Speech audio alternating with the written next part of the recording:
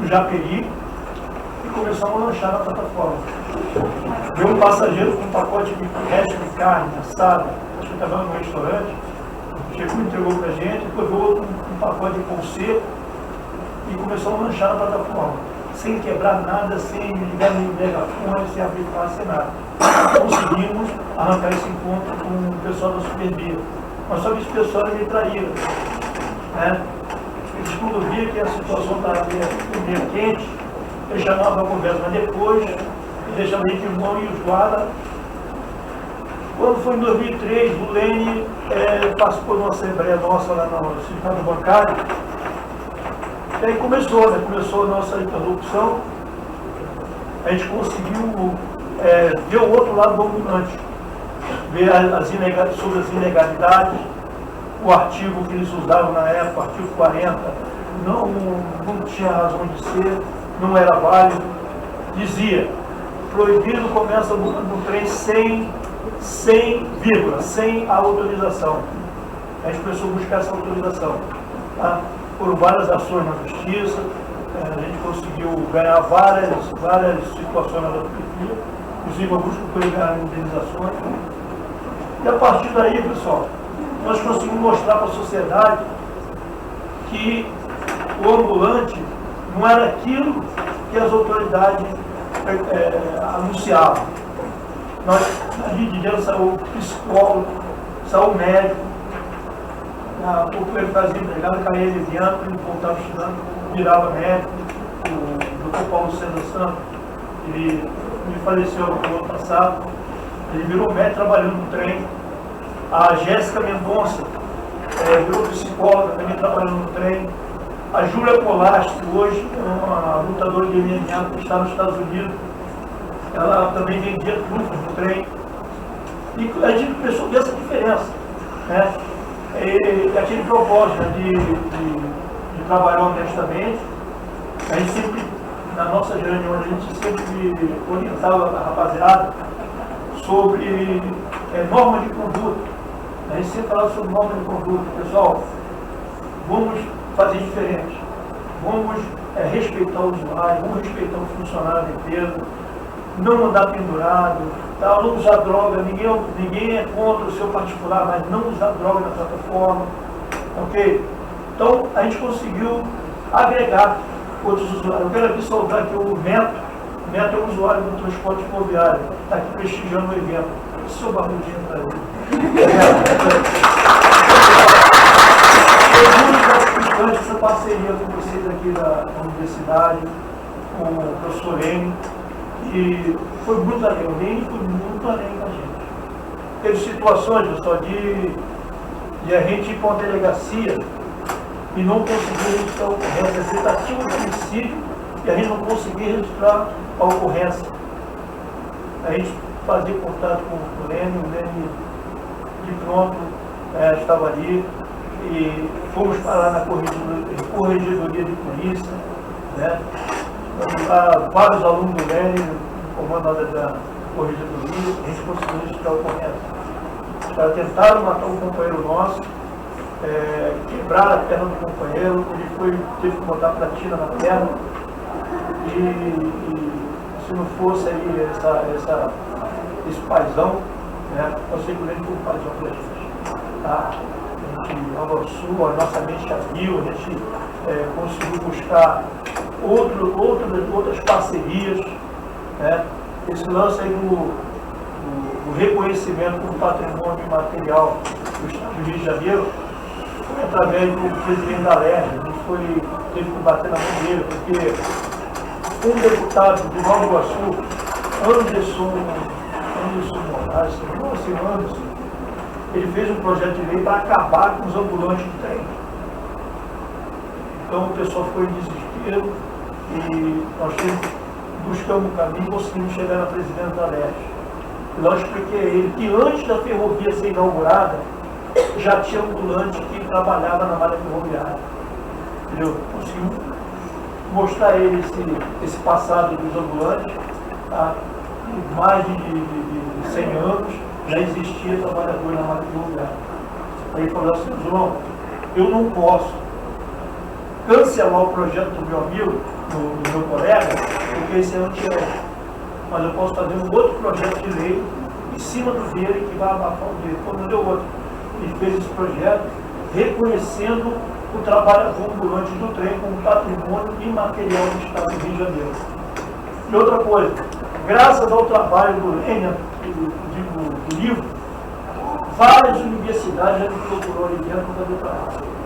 A Universidade de Estácio, a Universidade Rural, a Unirio, a Universidade de Campos da Praia Vermelha, curso de Psicologia, Universidade de Campos, a Unigran Rio, são várias universidades, através do livro, do trabalho do Lênin, vem me procurar para fazer trabalhos escolares.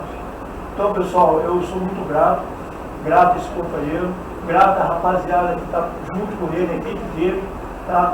pelo carinho que sempre tratou a gente na Marinha Ferroviária. Tá? Estou aqui hoje, já disse o vovô, né? E 8 netinhos, agradecendo a Deus por eles. E é uma vida, criei meus filhos, meu filho mais velho é um advogado, a minha filha caçula na pedagoga, tá? O outro trabalha em ramo de raio-x, setor de imagem do hospital. Eu estou aqui, casado recentemente com a dona Conceição.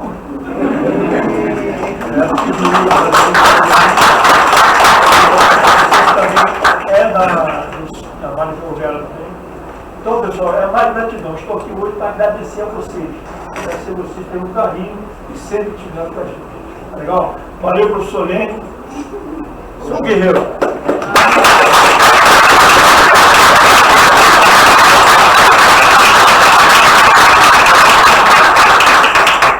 Nós que agradecemos, estamos super gratos pela presença de vocês aqui hoje. E bom, agora eu vou, antes de passar a palavra, eu vou ler a apresentação que foi enviada pelo professor Melo sobre o Wilson Zacarias. A pesquisa realizada entre os anos de 1985 e 1995 aborda a tensão existente entre a preservação ambiental e a manutenção da identidade social dos pescadores de Maricá, destacando os impactos da urbanização e do turismo na região. O estudo foca especialmente nos conflitos gerados pela transformação da área, exemplificados pelo assentamento de Zacarias, que é composto principalmente por pescadores da região lagunar. O local se tornou um símbolo de resistência de grupos que buscam preservar sua identidade, apesar das pressões externas, especialmente em relação ao crescimento imobiliário e ao turismo. Essa resistência ficou conhecida como a luta do tostão contra o milho. Zacarias, contra o milhão, do luta do tostão contra o milhão. Zacarias é uma comunidade dicotomizada com uma morfologia social que reflete uma topografia moral. Entre a ponta do capim e a ponta da terra estão aqueles que se mantiveram na luta contra as forças externas, enquanto mais ao norte, entre o Comoro da Lagoa e as tábuas do lago de Bocopari. Surgem os sinais de uma grande cisão, aqueles que se renderam à mudança e os que de alguma forma se venderam ao projeto. A resistência dos pescadores foi, em grande parte, uma resposta ao projeto da cidade de São Bento, que implicava alterações significativas no ecossistema da região lagunar, além de uma intervenção catastrófica na vegetação da restinga. A construção de uma estrada litorânea foi um dos impactos mais críticos, pois impedia a abertura sazonal da barra oceânica, colocando em risco a reprodução da identidade social dos pescadores de Zacarias.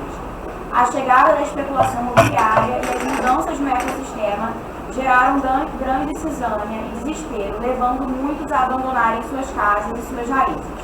Entre os que resistiram, destaca-se a história de Juca Tomás e da família Mariz, que por esse atrás na luta pela preservação da comunidade.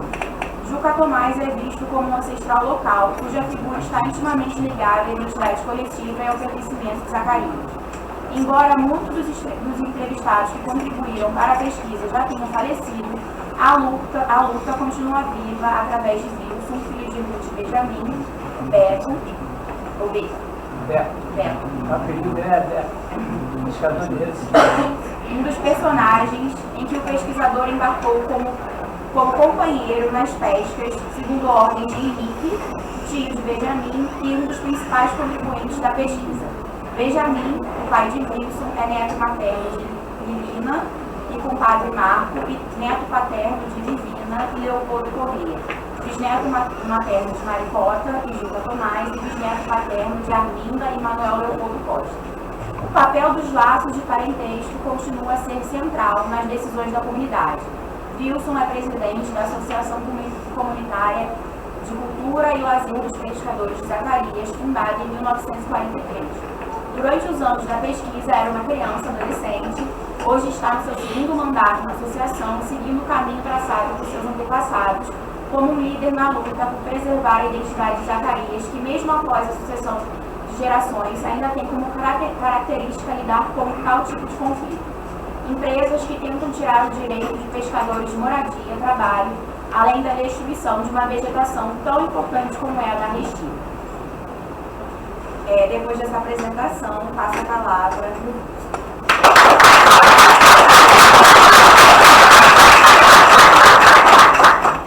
Boa tarde a todos e a todas. Meu nome é Dr. Francisco Corrêa. Quero agradecer pelo convite. A associação agradece e você resumiu a minha fala, porque eu sou pescador de fatos e direitos, a minha faculdade é do Boteco, sou cadastrado no IBAMA, a antiga SUDEP foi extinta, Marinha do Brasil e agora Ministério da Pesca, né? Então não caí de paraquedas igual diz o empreendedor lá. Eu sou pescador de fatos e direitos. E eu tenho direito a voto, a voz e a voz. Aonde eu vou, ninguém fala por mim. Pela comunidade Zacarias, se eu estiver presente, ninguém representa falando sobre a lagoa e sobre a pesca. Principalmente naquele conflito que se encontra hoje em Maricá, né?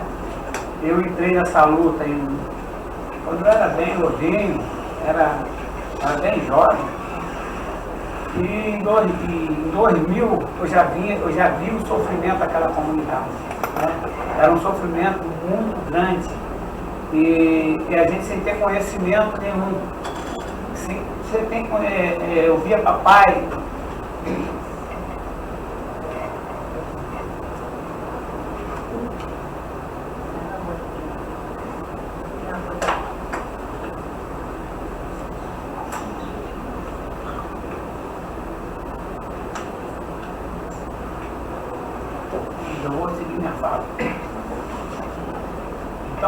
Então, quando eu entrei na luta, aquele sofrimento do trator querendo derrubar a casa, o pequeno, conseguiram derrubar a casa que estava fazendo.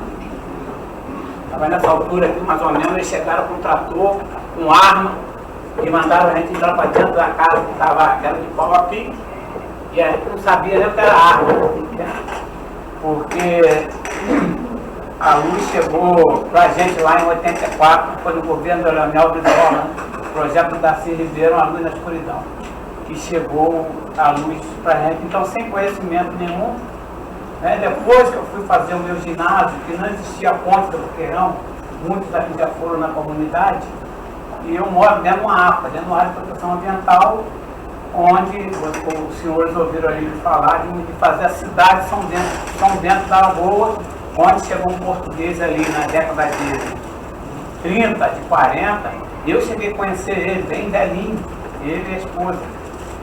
E ele querendo fazer a cidade de São Bento da Lagoa e querendo tirar os pescadores na marra.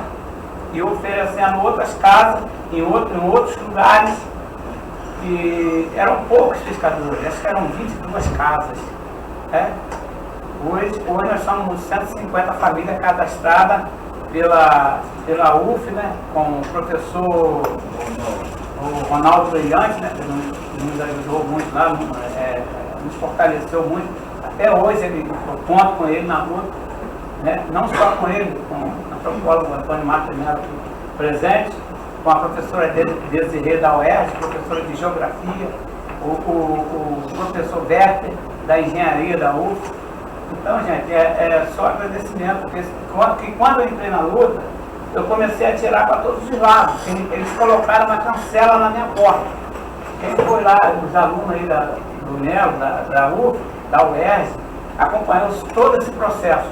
Eles colocaram uma cancela onde os pescadores não poderiam entrar, para registrar os pescadores. E na época, a gente, sem conhecimento, sem... A gente falou, que história é essa? Cancela. Já era o feiteira vendendo para a Terra Ouro vendeu para não sei quem vendeu, e chegou agora eles colocaram a razão social deles em DD, no Instituto de Desenvolvimento Brasileiro. O escritório dele é na Barra da Tijuca. Então a gente ficou sem saber de nada. A gente ficou sem. Mas aí, quando eu comecei a crescer nessa luta aí, que eu fiquei por dentro das coisas, eu fui buscar ajuda, né, ao sindicato dos professores, que eu tinha que chegar alguém primeiro, porque a Câmara de Vereadores de Maricá, eles estavam coniventes com o pessoal, já tinha tudo marcado, porque eles tinham que ir em Madrid e Lisboa conhecer esse projeto. Já estava tudo já no esquema, sem os pescadores saberem. Aí eu conheci o sindicato dos professores, né? Conheci bastante gente para querer. Eu fui me agregando, né? Eu fui buscando ajuda, que já tinha uma associação formada. Eles fundaram essa associação em 1943, foi com a ajuda do almirante da Marinha, que morava em Maricá, e fortaleceu essa associação, que foi fundada embaixo do Espinheiro, que eles fundaram lá com a ajuda dele, e os pescadores resistiram, trator, jogando bomba, e tinha uma família, a Alice das Marins, ela citou ali, né, que a família lá é a família do Marins, porque o Juca Tomás, ele teve várias mulheres, essas mulheres geraram vários filhos. Então lá nós somos todos parentes. Primo casado com primo, uma confusão danada. Mas a comunidade é bem aliada. Então eu fui atirando e fui buscando ajuda. Então eu cheguei na Câmara de Vereadores, antes da confusão da cancela, eu cheguei na Câmara de Vereadores e fui conversar com o presidente da Câmara de Vereadores. Aí ele falou para mim, isso aqui não tem como dar informação de nada não, cara. Eu falei, mas a gente quer saber o que está acontecendo, não dá informação. Aí a gente reuniu os pescadores, vamos tirar a cancela na mar. Vamos tirar no peito e na raça. Eles são 6 seguranças lá, mas são a maioria, vamos tirar.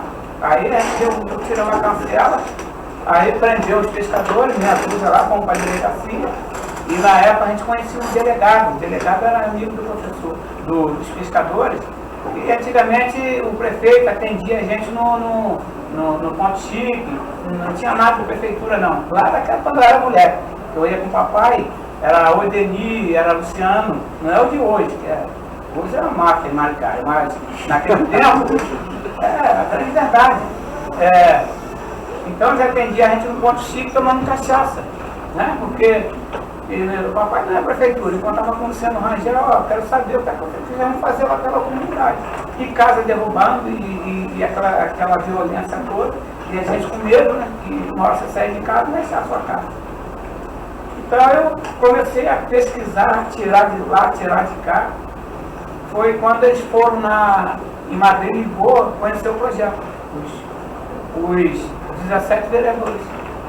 Inclusive o prefeito também foi, que na época era Ricardo Queiroz, porque a mulherada, a gente pediu uma audiência aqui na Alerj, para saber também da Alerj aqui, né, sobre os direitos. E ainda no primeiro momento a gente não conseguiu a audiência na Alerj, né? A gente veio conseguir depois, através eu falei com o Wagner Monte, pessoalmente com ele, eu falei pessoalmente com ele na Alerj, ele me ignorou, vários deputados me ignoraram. O único que abriu a porta para mim na Alerj, na época foi Paulo Ramos, que me atendeu muito bem, né? E depois foi o Flávio Serafini, que através do nosso amigo aí também, está aí o Ricardo, né? Aí que nos fortaleceu na Alerj, Sérgio Ricardo que fortaleceu na Alerj, mas a luta continuou. E eles vieram apresentar um projeto. né? Eles vieram apresentar um projeto, porque a gente não concordava com aquele projeto. Eles trouxeram a receita do bolo, embora essa receita aí, ó, você tem direito de falar nada. Falei, não é bem assim, a coisa não funciona assim.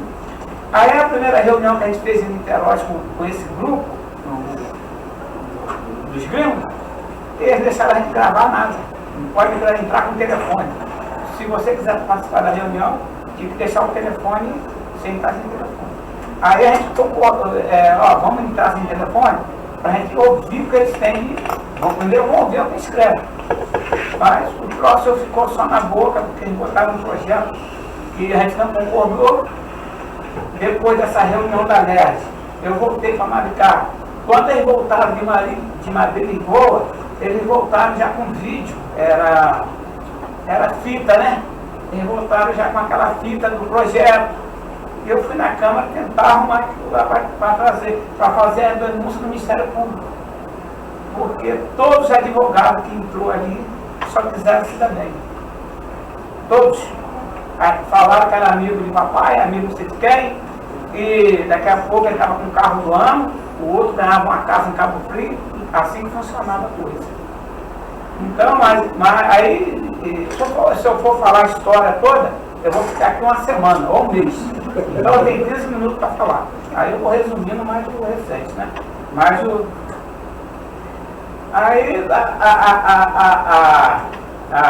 essa violência, né, que veio lá de trás, que a gente já vinha sofrendo, eu fui procurar a Defensoria Pública. Né?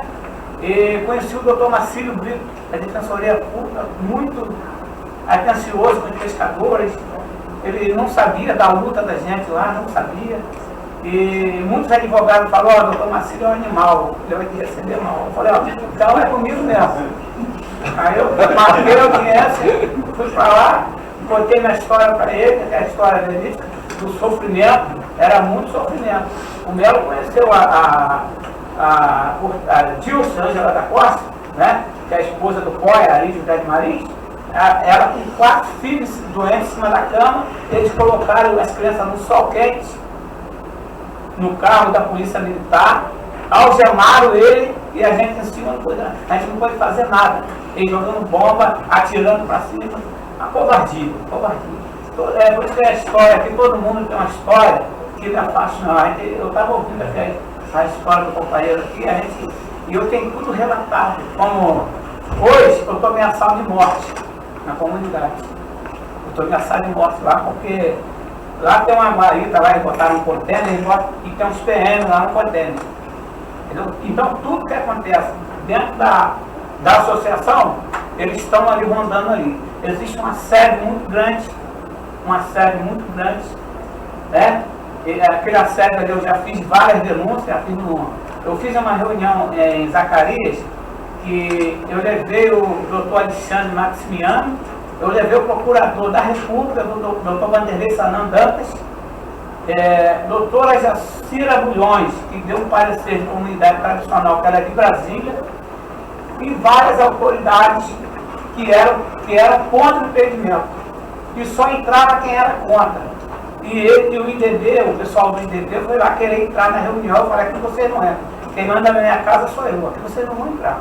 Aí me falaram, contaram uma história, mas a autoridade estava lá, o doutor Vanderlei Sanandando estava lá, tinha os outros autoridades.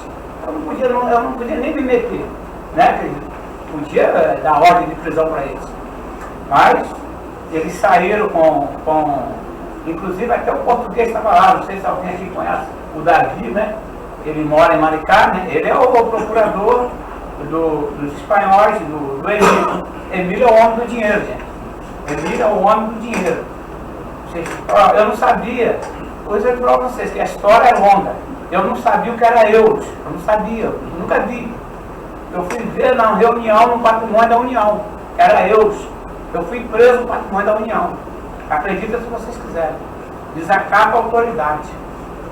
Porque eu não concordei com a tese do superintendente. Ele colocou uma tese e eu não concordei com a tese dele.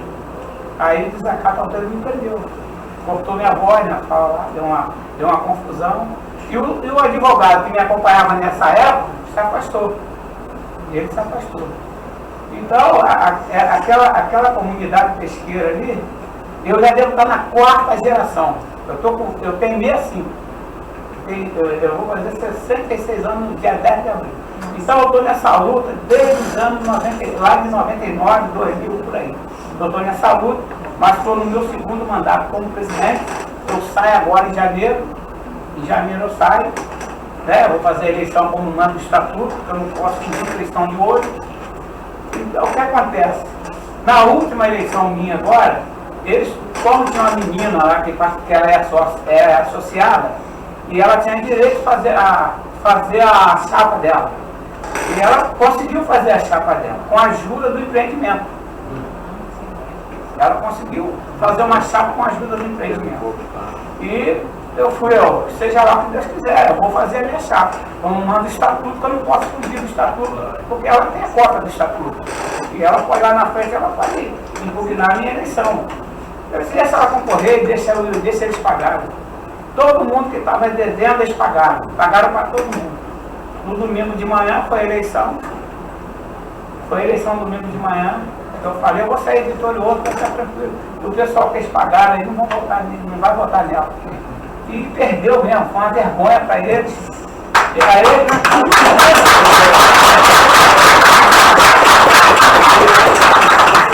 o que acontece?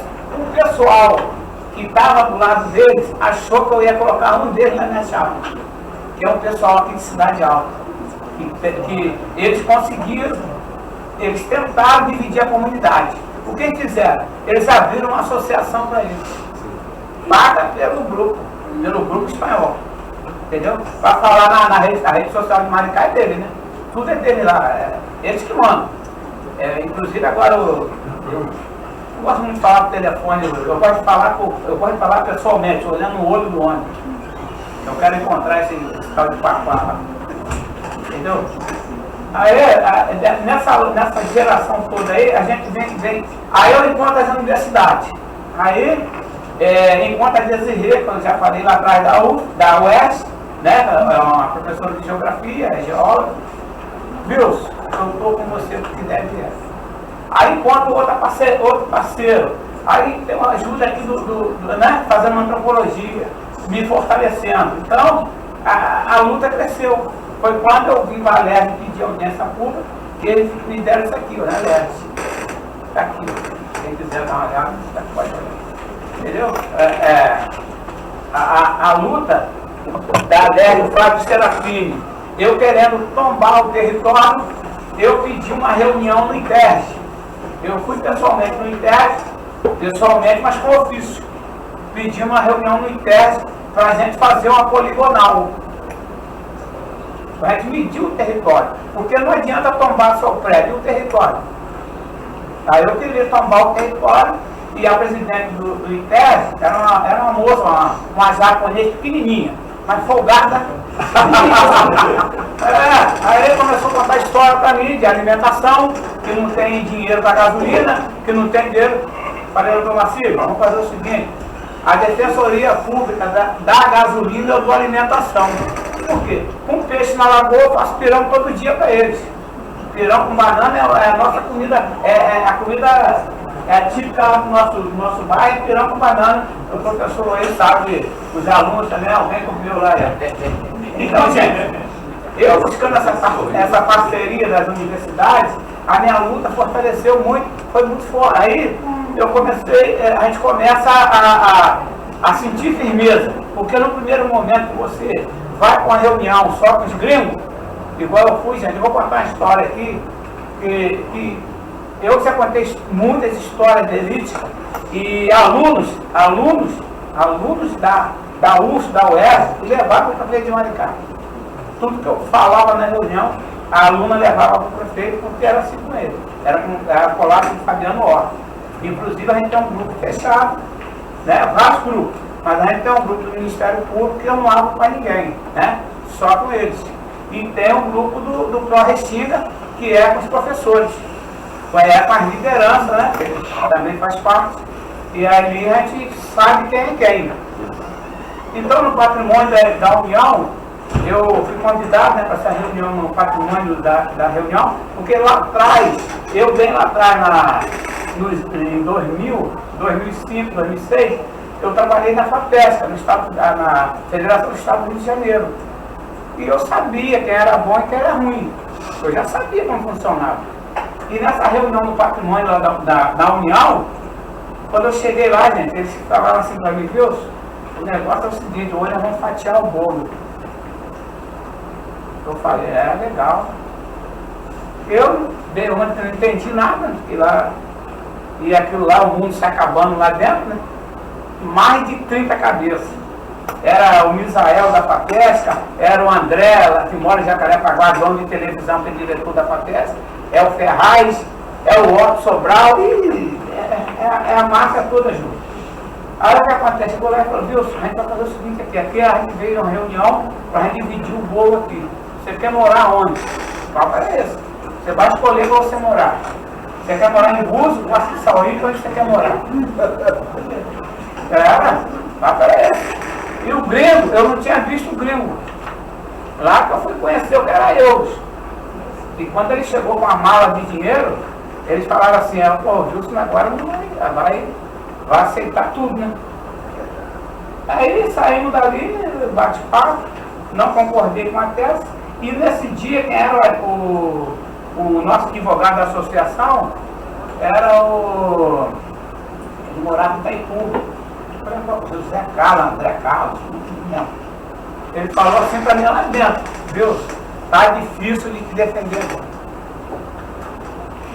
Falei, eu não tenho palavras mais para vocês, cara. Eu tenho que sair daqui. Aí eu saí, deixei ele lá conversando, fingi que fui tomar água, fui embora. Quando chegou na outra semana, eles ligam para mim, viu? Tem uma reunião aqui no Verdano, restaurante que tem aqui. Eu falei, quando eu cheguei lá, eu falei, meu cartão não vai dar para me almoçar aqui. Não dá nem para eu escutar no restaurante. Aí eu cheguei lá, estavam os gringos reunidos lá com eles. E eles botaram para mim assim, o Davi colocou, viu? A gente trouxe uma concordata aqui para você assinar esse documento todo aqui para gente. E você vai pedir quanto você quer. Eu falei, não estou entendendo nada disso. Tá bom, papo vem, eu fiquei só no suco de laranja e ele só no choco, aquela canecona gelada, ele só chapando. Vou querendo pegar um mole, pegar o documento. Vai pegar o documento, estava na mesa. Aí, quando eles foram para o banheiro, falaram, um falou para o outro assim, já convenci o pescador, ele vai assinar. Tá bom. Eles estão pensando que eu estou vendendo, estava no suco de laranja. Aí eu olhei, quando eles deram uma hora, eu peguei o documento, né? Peguei o documento, joguei dentro da roupa. E aquele papo todo, foi, tá na minha hora de ver a conta aí. Eu não tinha condições de pagar nada aí. A conta era lagosta, não sei o quê. Aí eu falei, tá na minha hora, 5 horas da tarde. De 2 às 5 aí. Eu falei, tá na minha hora o documento. Quando chegou na segunda-feira, eu vi no Ministério Público do Rio, anexei no processo o documento que eles me deram para o doutor Maximiano analisar o documento.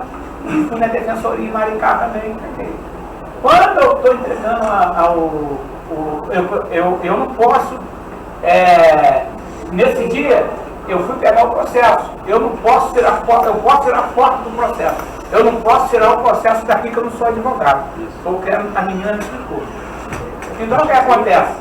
Quando eu fui pegar o processo, a defensora me deu ordem de prisão e eu estava tirando o processo do ar. Agora uma coisa certa? Eu perguntei para ela, doutora, a senhora tem que me defender, a senhora é defensora. Ela virou para mim e falou assim, Melo, senhor Wilson, acorda e estoura para que lado? Entendi a palavra dela. Falei, eu não preciso nem responder, né, doutora? Não preciso nem responder. Melo, fui lá embaixo novamente, que no fórum eu conheço um monte de advogados marcados. Né, negócio de futebol. Aí eu fui lá, peguei os carros lá, os caras, você dá uma subida comigo aí para retirar o processo, para a gente tirar umas fotos. É que eu teria anexar o documento no processo para dar andamento. Então, nessa época, eu não era presidente da associação. Eu era procurador da associação, porque eu tinha um documento feito em cartório, porque a menina, que era a presidente da associação, ela estava sofrendo com depressão, de ameaça. E quando foi no ouvido do... Quem é Sérgio? Sérgio é um professor da FAETEC. É Sérgio, que é o nome dele? Não lembro. Quero nem ver mais. Você, cara. É negócio dele. Você, cara, da pré. É, isso aí. E ele que ligou para essa mulher, que era a presidente da associação, ligou para ela, ameaçando ela, que eu tinha que retirar o documento do Ministério Público. Então, gente, fica a minha fala aqui, que meu tempo esgotou, fica aqui a minha mensagem. Eu tenho muito a agradecer às universidades, ao antropólogo Melo, Antônio Marcos Melo, que chegou em Zacarias, esse livro aqui faz parte da história de Zacarias, tá? Eu ando com ele embaixo do braço onde eu vou, né? E agradecer a todos os professores que me apoiaram, que me apoiam lá na luta, ao ERJ, à UF, desse dia também agora eu tive uma palestra lá em Maricá sobre o campo de Vassouras também, tinha muito aluno, muitos professores, foi um debate muito bom, entendeu? Foi com os índios também, e vocês não sabem que os índios agora é meu vizinho, alguém aí sabe, né? Eu estou com o índio do meu lado aqui, ó. Mas a gente, o pau tora na reunião, tem essa que é índio não.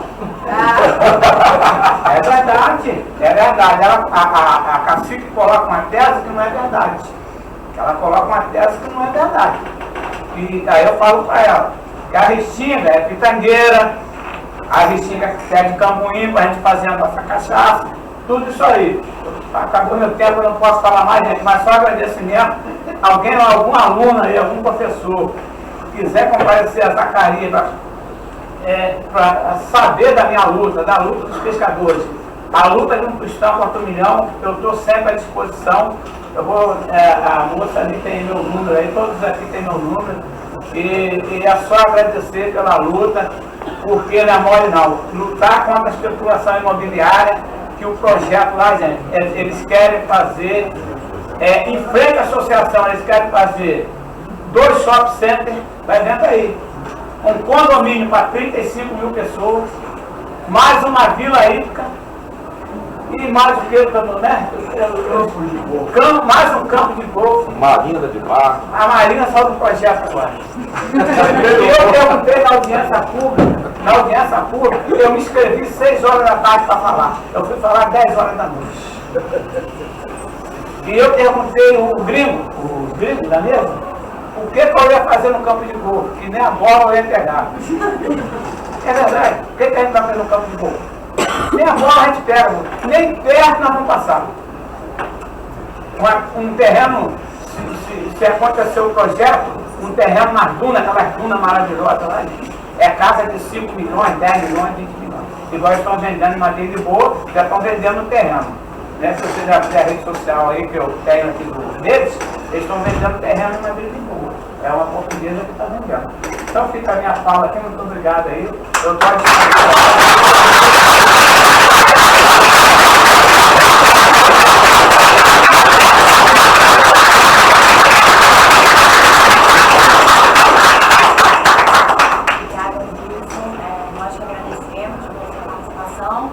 E agora, abrir rapidamente para comentários, acho que perguntas, acho que não seria bem adequado falar, mas também se quiserem, perguntas, comentários, claro.